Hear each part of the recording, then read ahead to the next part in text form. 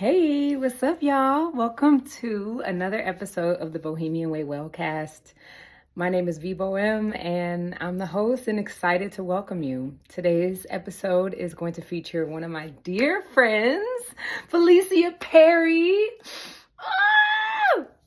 Felicia, the creative entrepreneur, is somebody who I've known for a long time. And today we're going to be talking about Black women and femmes and our rage and our anger and how we express it and when to or when not to. This conversation comes from the third section of the Bohemian Wellcast, which is about Miss Graciela. It's a very abstract section of the work. There's a lot of poetry and dance and movement and expression of some complicated, twitching things. So I'm really excited for you all to tap into this conversation with us. If you want to see the entire Centerplay film, please join our Patreon, and you can watch the film and see the context of this entire conversation. So enjoy. That's something I feel like I've struggled with as an adult of like, you should be angry about certain things. I'm probably that person who will be like, girl, you ain't mad. Yeah, no, but that's I'm going to be mad with you. Let's be mad. Let's be upset. I need that. I need that.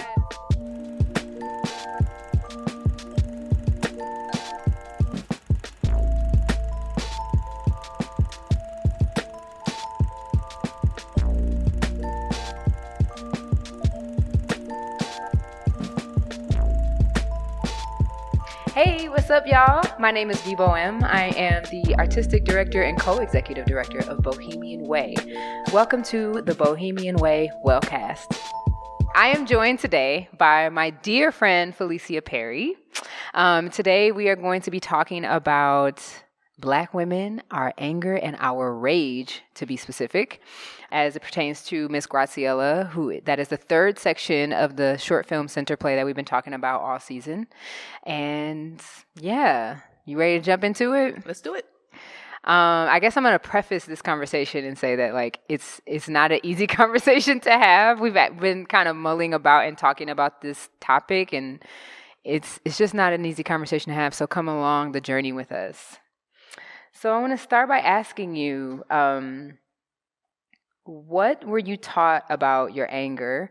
Or I don't know if rage is something our parents like intentionally teach us about, but anger at least, like what were you taught about it when you were younger? So I feel like in the home, I learned through observation. So what people in the home were doing. So what adults were doing, what even other children were doing in the home about anger. And then there was this layer of what I would be directly taught, like in the church, about anger. Mm-hmm. And what I observed in the church about anger, because what I saw was not always what I taught. It usually wasn't. Mm-hmm. So I think that might be a place of where some conflict might have been. But in the home, I think like anger was abundant and full, so I do recall witnessing anger amongst other emotions. It wasn't, I'm not going to say it was the only one, but like anger was absolutely there. So I got to witness it. I feel like I got to witness it like fully, and it just like everybody got angry for some reason or another. Mm-hmm. And then in church, there were these teachings around not saying you can't get angry, but like telling you to like chill a little bit and not make it the first thing that you go to. So I even felt like the messages that I got in church were never about like, you cannot be angry. And I felt like there were justifiable reasons to be angry, just as well as justifiable reasons to feel anything else. Mm-hmm. Though I didn't like see anger in any of the rituals of church. Like, everybody in church was bad. Like, I saw fights at church. If anybody watching this went to the church I grew up in, y'all know what I'm talking about. Yeah, my mama was one of them. They fought in front of the church, down in the basement. But, they also loved each other just as fiercely. And these same women that my mom would fight and my auntie would fight, were the same women who love on me and my sisters and my cousins and stuff. So they're like my aunties too. So, but they fought like for real. I can't remember what it was about, but yeah. But so I just remember that like you could get angry, and anger wasn't the end of anything. It was just a full outward expression, just like, getting the Holy Ghost and feeling that fully. So I feel like even the fights were a way for us to like process it through and even get it through our bodies, I grew up where like we fought. People weren't like shooting each other when there was a disagreement. People weren't canceling each other on social media because it didn't exist. It was more like, one of the things was, you would just fight. You just scuffle and then like go about your business. Like that, to me, that was like a real thing in what I grew up in. I'm not saying it's okay. I don't fight anymore, and I haven't, because the last time I fought, I was completely enraged and I really harmed somebody. And so I was just like, I don't want to do that. I remember not feeling good about the outcome because I didn't want to be that person. Around that time, I was also getting messages that you don't want to be like it. This term wasn't a thing then, but you didn't want to be an angry Black woman.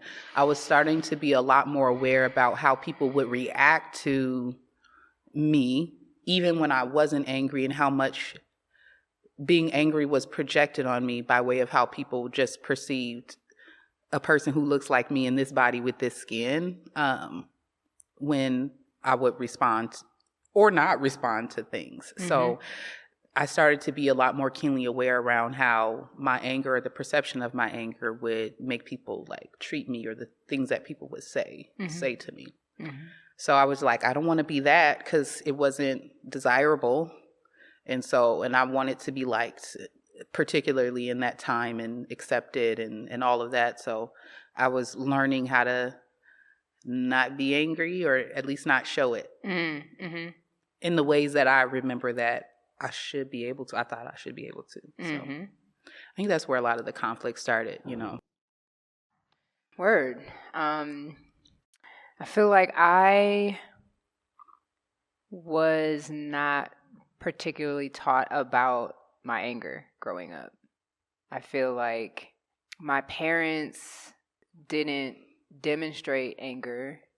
Not just my parents, even my siblings. Like my siblings are pretty introverted people.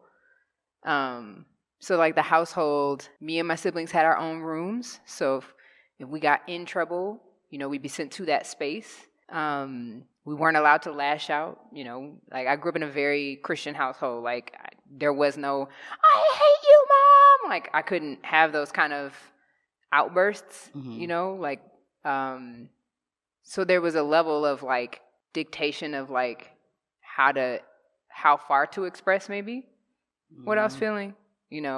I could be frustrated, but I feel like I've seen this meme on TikTok of like when you get in trouble and like you want to be mad and you want to yell in your room, but you're like,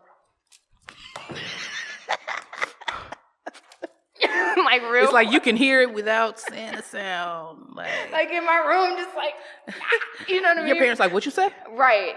That's more of the, So like, that was like, that was the upbringing that I had of like kicking it on my bed real quiet because I couldn't be, too loud. You know what I mean? So like there was a level of suppression, I think, around how far to express a particular kind of energy. And same thing when I would be at school, I don't know. I just don't have a lot of memory around expressing anger. I do remember in high school getting really angry. I don't even remember what happened. I got really mad and I started punching lockers. And I dented the lockers. And I was like, I don't want to get there anymore. I don't think I should hit a person with that kind of force. Okay. Like that was a moment for me of like, I clocked that and like decided to not try to get to that place anymore. But yeah, and same thing. I grew up in the church, and I feel like my experience in the church was pretty judgmental around like what's appropriate and how you should and should not behave. you didn't get angry or show that you were angry or express it. So I feel like as an adult, it's been tricky for me to figure out when is it appropriate, if it's ever appropriate, to express those things or to let other people see it has been a tricky thing for me. Did your parents say, like, was it ever like a, don't get angry about that, like, or don't get angry, or was it just what you saw? Like, you didn't see them get angry, so you felt like you don't get angry, or you shouldn't be. Yeah. Even though you might have felt this way, you're like, yo, parents ain't doing this, grown-ups don't do that. Definitely more of a learned thing. Yeah. Okay. I would see them get like, I don't know. I feel like I saw the difference, and I learned more about what the difference was of being frustrated and fussing and yelling and anger when I got older and learned from my friends to hear about what their experiences were like with their parents or in their household. I was like, oh, I never saw that. What was I seeing? You know, so yeah, like again, my parents would fuss to me, and fussing to me is, you know, it's like, it's a certain bed of love that it comes from. Like, I'm frustrated with you and I want you to do better. Like my dad, he would always say, if they yelled that though, then it's anger? Or is that how it's interpreted? To me, the difference to me is like yelling in anger and taking my anger out on you is a difference of like trying to get to you is a different thing than unleashing it out on you. Yeah. Is that clear? For sure. And I feel like my parents always stayed on a particular side of that. I never saw them do that to each other or to us. Now they could. We heard them kind of fussing at each other in the room, but it never felt like yelling. Yelling also to me in terms of pitch and vibration, to me, I think it also pierces my ear in a certain space. It's a slicing of energy, a slicing of language, rather than a fervor and an expression to a person. Is that clear, you too? Okay. Yeah, that's helpful. I'm just thinking like, what is perceived versus like what a person feels. I yell when I get frustrated. Like because I do. I also have a projective type voice when I speak softly. It's very intentional because like my voice, like if I just walk in and I'm not thinking about it, and I'm not thinking about the fact that I'm a little bit hard of hearing, and I know I talk a little bit louder because I'm hard of hearing. I've been told more than once that I don't know how to whisper. No, you don't. I really think No, you can't. I also found out, but I love that about you. Particularly when I'm angry, I do not have the poker face that I thought that I had. I can't imagine you would either. And I really thought I was doing it. And people would be like, Felicia, fix your face. I'm in the middle of an important meeting. They're like, fix your face, girl. They can see you. Turn your Zoom camera off or something. Felicia. I'm like, you. And I'm like, dang, they can see that in my face. Yeah, I'm not good at that either, though. I do yell when I'm frustrated. And then I get even more frustrated when people are upset that they think I'm getting angry, and then treat me how they treat people who are angry. Very dismissive and like invalidated. So I don't like to be called angry, but I get angry. That's also something that is a curious thing to me of like, there's something in you that feels very sure and like you feel ownership over those feelings. You feel a right to those feelings. And that's something I feel like I've struggled with as an adult of like, you should be angry about certain things. I'm probably that person who will be like, girl, you ain't mad? Yeah, no, but that's I'm going to be mad with you. Let's be mad. Let's be upset. I need that. Let's go to the rage room. I know. Listen, no. And like, yes. Yeah.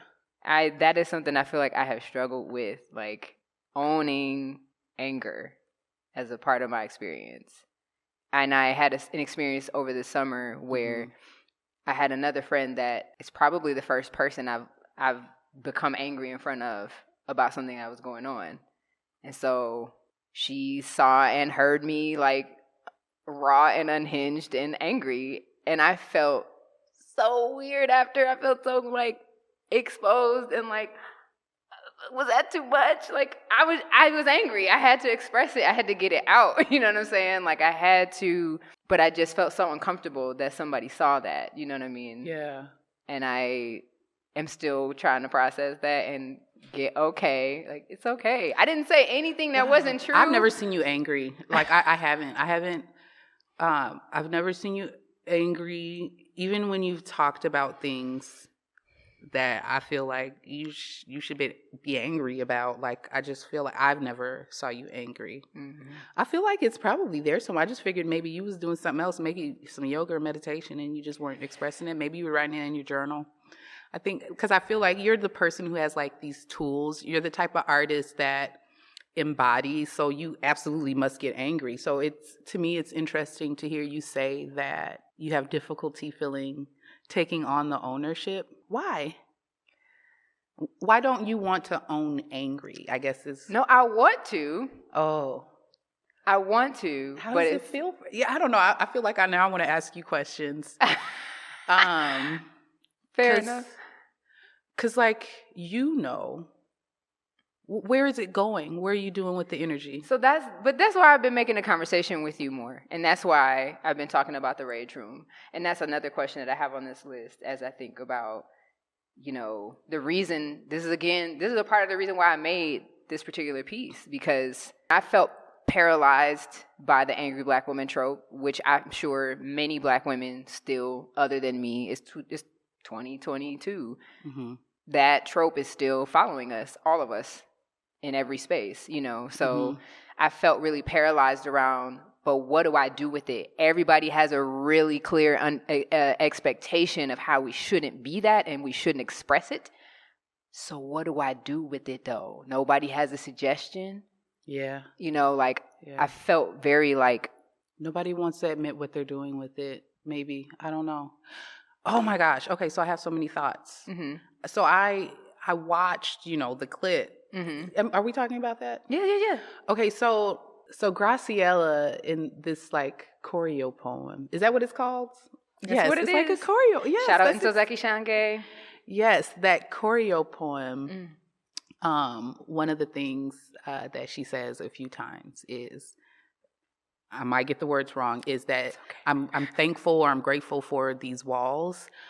In reference to these walls that Graciela has to hold in the rage. And hearing you talk about like your challenges with like owning it and wondering like what to do with it, and knowing, in this choreo poem, Graciela has these walls that she's so happy to have. Like, it's giving strong black woman, strong independent black woman. Does Graciela's walls have windows? Do they have doors? She needs to have a chimney. She needs to have a way for it to get out. Because I just feel like Graciela thinks that she's so proud of holding it in. And that might not be what it is, but I worry that part about her. Mm-hmm. That she is tapping into it, and then she's also got this paradigm around, I got these walls though. Mm-hmm. And so that was kind of my thing. What are the walls like, and what are the walls for you? And I guess I should be asking my own self that, and do my walls have windows? Mm-hmm. Do my walls have doors? Because as I'm observing her, I'm like, sis, like, you gonna have to have an outlet. I think it's easier sometimes to see it in others. So, yeah. Thank you for that question. I think it's like, it's a yes and it's a double conversation, right? Of like, I think yes, there's a relief of having some containment of it because of Miss Graciela. We're meeting, at a time in 1956, so it's like dangerous for her to release any of that.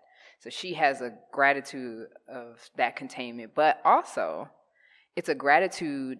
Thank God I have these walls so that I can actually express some of it. So it's like both. It's like a containment, but it's also like... She doesn't want to be vulnerable in front of folks with it. It's a vulnerable space. Yeah. I heard you say it's raw and you felt exposed when your friend saw that. Mm-hmm. I feel that way too. Mm-hmm. Especially if I have, what we call outbursts. Mm-hmm.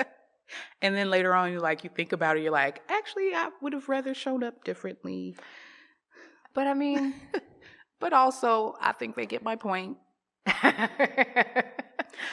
I feel like, anger is a tool. I've absolutely used it as a tool, intentionally and unintentionally. I realize you might be, letting a tool get too dusty in the toolbox. Right. But also I think it is wise to think about how you channel it. Mm-hmm. What room we putting it in. But that's another question that I have. Do you believe there is ultimately like a healthy way of expressing your anger and your rage? Ultimately, you know what I'm saying? Absolutely. I think there are healthy ways. I believe that you can be angry and you can do no harm. Tell me more. I don't think most people believe that. So, I feel this yogi journey has definitely had me thinking a lot more about, the yamas and niyamas. And just this idea of like doing no harm, also not allowing others to enact harm, or not being a passive witness to it. Ideologies that I gather from it. I know every yogi don't feel like that. They think that you just do no harm. You just sit your ass there, even if somebody else is doing it in your presence. But I don't. And so, for instance, one of the things I do now, particularly, is when I'm very upset with something, when it has to do with my children or my partner particularly. Mm-hmm. One of the tools that I use is writing in my journal. And being raw there and letting just, the verbal poop just come out, unfiltered, and not worrying about somebody else's feelings so that I can get it out. I also now have a practice of going back and reading those things. And, just taking time to process through them. And I might even write about what I feel differently after giving it time, or after just writing it out. Mm-hmm. More often than not, as I'm writing out these things about what I'm so freaking angry about and why I don't like when and why, you got to use these I phrases. I don't like when. That's me using my I phrases. I don't like it. I don't. Mm-hmm. I almost always get to the core of what's really bothering me. Dang, I felt embarrassed when my child kind of asked me why about a thing I hadn't taken time to process myself. So like I felt embarrassed as a parent that I didn't have the answer. And I know my children kind of sometimes have this expectation that I have the answer, and I wasn't meeting that. Or I was angry at my partner. The anger at my partner came from feeling like he didn't defend me in a situation where I don't think he even knew that he needed to defend me, because I hadn't expressed to him how I felt about this thing, or I had never, ever expressed that this would be a thing that could trigger me or make me feel this particular way. Mm-hmm. Or I'm pissed off at my coworker or my homegirl for not doing this or that, and then getting to the core that like, really it was, I wanted to feel not left out. Like I wanted to feel a part of this special thing or something, and for whatever reason, like they didn't consider me, and like shit, I don't invite them to everything. So like, Felicia, chill, like, but get to the core of, I felt kind of lonely that day. And then I saw this, and that's where it came from. And the loneliness was there before this incident. So usually when I use that tool, I can typically get to like what's really bothering me. Sometimes it really is about them. A lot of times it's not. And I've realized, the anger has kind of transmuted in these ways just through the writing, in a way that I usually end up feeling quite deeply empathetic and compassionate towards the person I'm angry at, like not intentionally, because I don't start writing so that I can make them feel better about them. Like I'm writing because I don't feel good, and I know if I tell them, I might be really mean, or if I don't know how to tell them, or I'm like, why won't I even tell them? oh, like what I'm really feeling is embarrassed, and facing them, like being angry is I feel like it's a more powerful front to what I'm really feeling, and the anger is the wall in that case for me, and not something I need to put within one. So anyway, all of that to say, like, writing about it or writing in the anger, writing through the anger, usually because like my hands will be shaking, and like, like my heart feels like it's like taking up the whole chest and a little bit of my belly, the way that like I can feel it while I'm writing it, and then just getting to the root a little bit more. Yeah. So then I end up feeling different. I don't want to say better. I end up feeling different. I don't feel angry anymore, which I feel is good. But yeah. So yeah, again, I wonder, like, where you be putting it? I think I've done a lot of transmuting it into something else most of the time. But what I've learned over the years is like that can't work for a lifetime. Like that can't work for a lifetime. For me, maybe it can for some people, but yeah, that can't be a lifetime practice. Not as sustainable. No, it's change. Like that's not dealing with it. That's not centering it. That's not giving it a space to continue to keep trying to change it into something else. Is not because I'm having new experiences. The older I'm getting, I think I've probably felt more hurt in some of the past 10 years through my work than I felt angry. I felt hurt, frustrated, disappointed more than I've allowed myself to feel angry. Or I don't know, maybe I just didn't focus on that. But now I'm having certain different experiences in my life that another thing I can say is that my experience over the past 10 years or more has been I've identified through my work so much. And now that I'm getting a little bit older, there's like my work and how I show up in my work and what my work needs. And then there's the woman.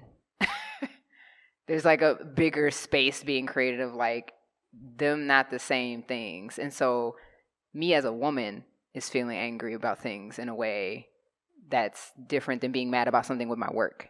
Like that space is not there anymore. It's like, oh no, I'm angry. It's me. Okay. It's visceral in a different way now. And I'm like, okay, I need to do something with this. I had to put it somewhere because I'm like, when it's work, you transmute it through the work. Right. But now it's like me. The woman, what do you do? Yeah.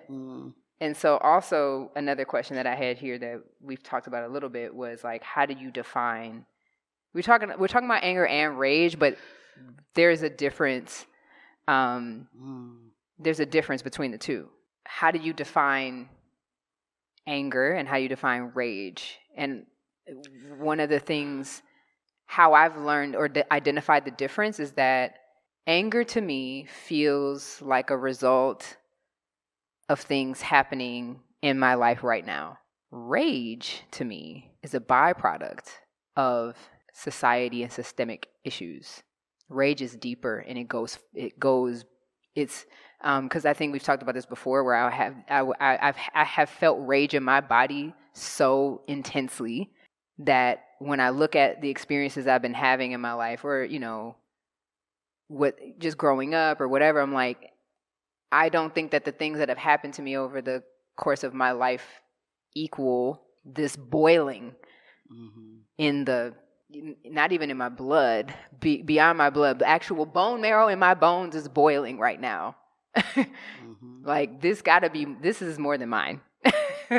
Like this is really intense and I'm feeling it and I know I'm feeling it and this feels like rage to me. Anger feels like things that are coming as a result of things happening within my lifetime that I can look at, that I can point to.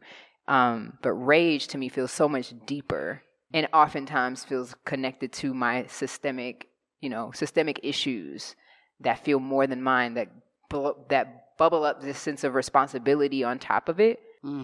I wonder for you, same thing, like what is the difference between anger and rage? Yeah, I would use similar words like that bubbling, deep coming for rage, like almost like, that deep festering type of thing that feels unbridled is the word I keep thinking. When it shows up type thing. And I was thinking like, okay, then what makes anger different? Anger is different because I think it is transmutable. I don't know that rage is. I feel rage feels so out of control. I feel like the rage moments are the ones that I regret because I don't know what else to do. And it feels explosive inside of me. And it feels like I can no longer hold it in or down. And rage doesn't even feel good when it's happening. You know what I'm saying? Like, there's something about anger. And I feel angry from week to week. Like, some always upsets me, but something always makes me happy too. Like, something always makes me feel joy. Something's always funny. Something's always calming. Something always makes me angry at some point. Anger just feels more manageable to me, and it feels more in my body. I feel in my body when I'm angry. I can pinpoint when I'm angry and even focus. Rage just seems so unbridled that anything in its path is at risk of destruction, and that's not what I would like to be.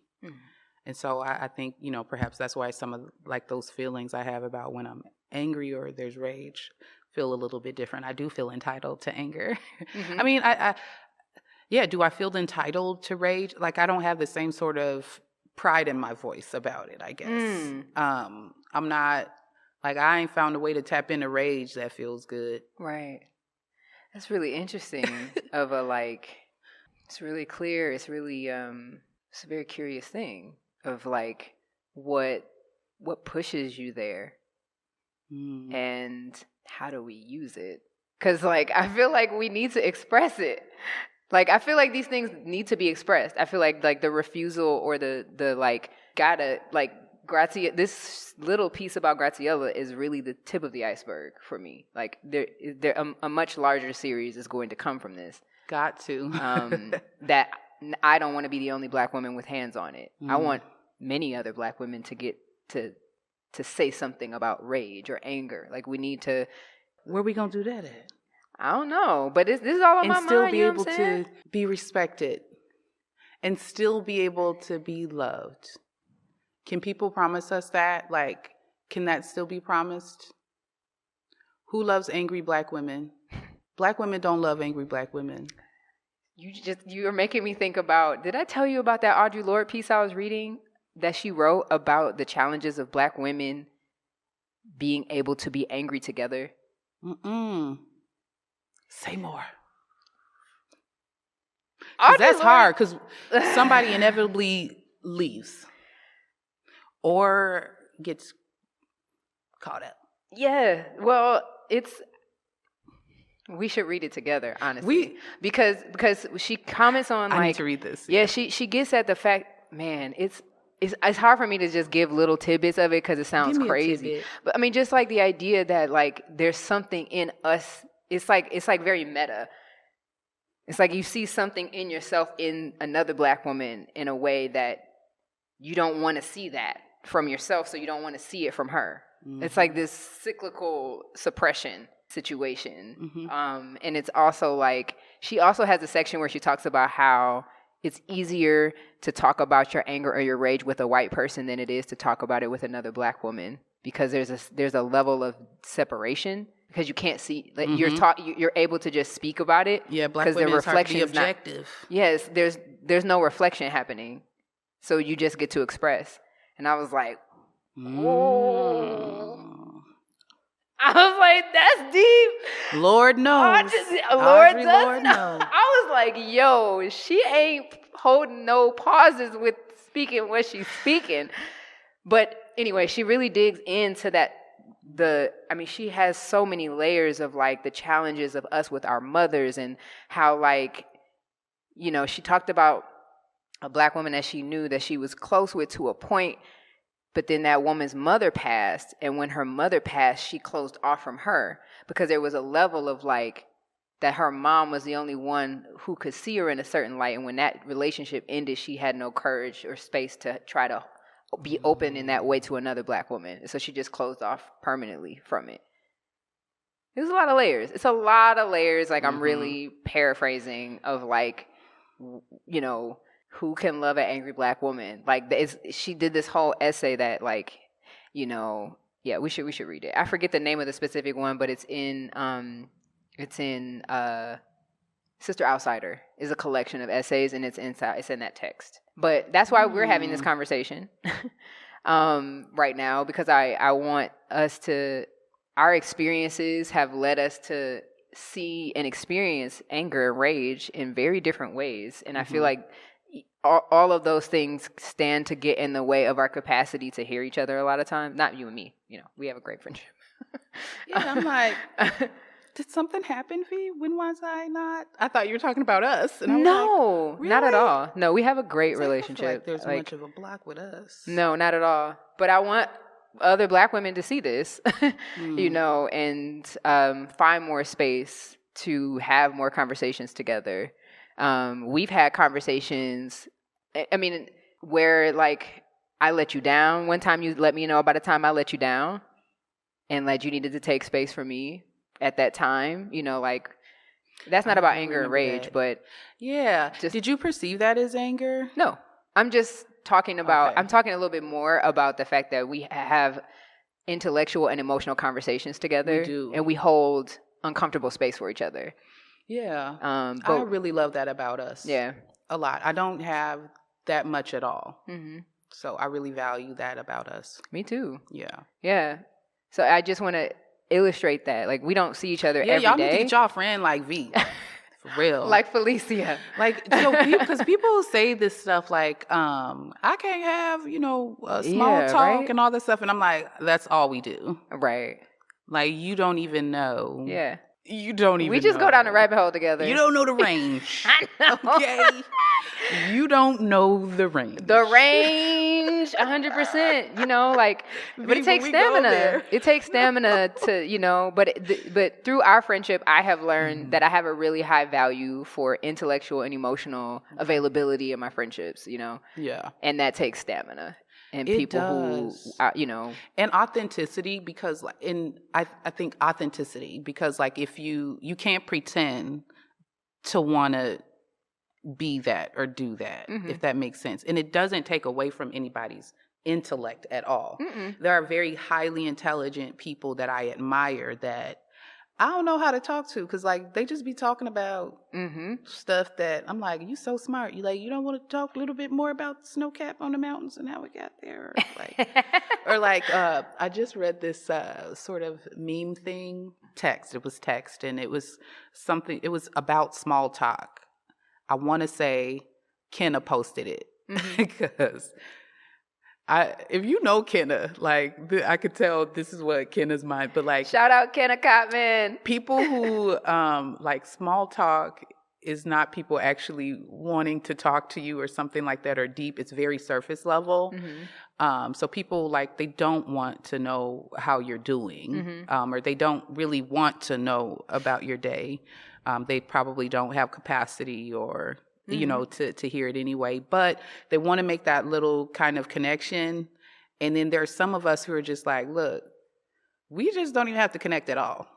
And to me, small talk in that way is excruciating, because if you ask me about the weather, I'm also going to talk about what I read in the almanac, and then, like, see what you've been thinking about it and what it does to the grass, and then how that affects the trees and the air. And then when I talk about the air, I'm inevitably going to talk about the incinerator over there, you know, like, stuff like that. Yeah. And then people are just like, yeah, why did I say anything? And you know how you'll kind of see that, I'll be like, oh, you know what? It is nice out. Right. Like, please okay, don't talk to me no more. Okay. Please don't talk to me no more.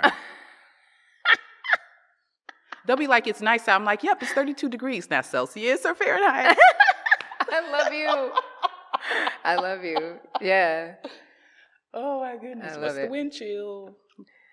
All right, let me see. Did you know you can, like, determine the temperature based off, like, the dew point of the day before and stuff? Like, shit like that. And you can.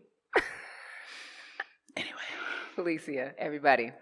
No one looks at the dew point, really. My dad does, actually. Sidebar. I could talk to your dad. Sidebar. I was getting ready to drive back to Detroit from Minneapolis, and I was, concerned about the snow and the streets being, the roads being bad. He was like, well, just look at the dew. Look at the dew point, and I can tell you in a couple of days it should be all right. I was like, all right, Dad. What you just tell me when to get back on the road. Your dad is a real one. He is a real one. For real. And he'll check through the states that you go through just because, Yes. zones. Because you have to travel through a different zone from Detroit, I think. It's a different climate zone. Mm-hmm. I love you. All right. Well, we got through all the questions I had, and we're just about at time.